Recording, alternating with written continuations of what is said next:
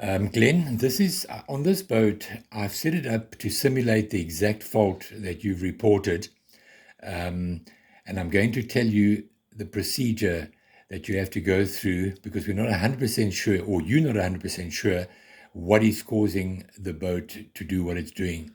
So there's a couple of calibrations that you may have to do, and I'm going to do my best to explain to you which ones you need to do and which ones you can leave out.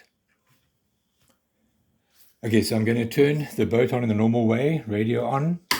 I'm going to put the boat on. I'll put that in AP mode. Okay, we can assume, or we can for the moment say, okay, this is now flashing green, although it's flashing blue, it's no harm done. We can arm during blue. So we're going to arm. Right. And now you're getting that beeping sound that you're hearing. Basically, what that's telling you is that the throttle is in some way not calibrated or is out of whack with the autopilot. Like with yours, if I click that back, it basically stops and I can now use the throttle. If I go back to AP, I get that effect.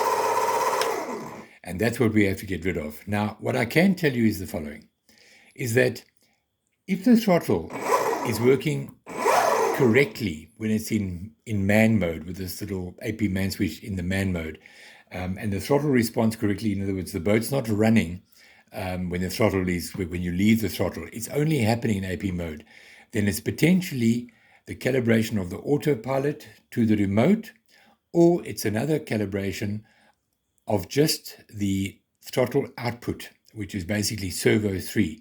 So I'm going to go through, well, okay, I've done a video already showing you how to do the full radio to autopilot calibration. So you do that first in the way that it is shown in that first video. And once you've done that, we're going to do, and if it still does exactly the same thing, then you're going to do the following. Okay, so the very moment that I plug the lead in, like that, I'm going to get the option of either Q ground control or mission planner. If you've got Q ground control now loaded, the correct version, you're going to get one of those two.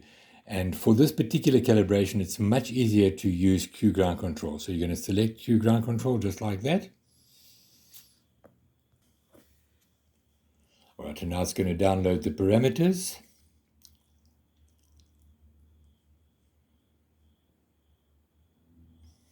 Where's the stylus?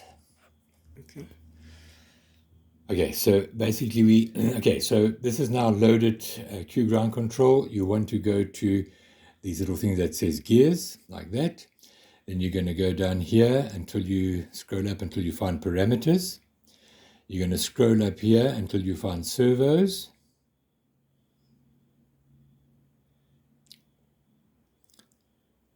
Okay, and you're going to look for servo number 3. That's always the throttle output, servo 3, keep going, 1, 2, 3. And what we want to adjust on servo 3 is going to be the trim, the actual throttle trim. So that's the max, that's the minimum, and there's the trim. Now, for us to simulate the fault, we've made it 1525. The actual, where we actually set it of late, in fact, on all the most recent boats, we've made that 1445. And that's what I'm going to do here. I'm going to simply select that, and I'm going to click on there, and I'm going to change that to 1445. Oops. Put that down there. And I'm going to click save.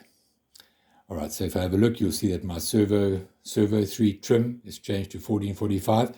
Now, the chances are what you would see there as a value is likely 1485 or 1475, something like that, and it needs to go down a little more.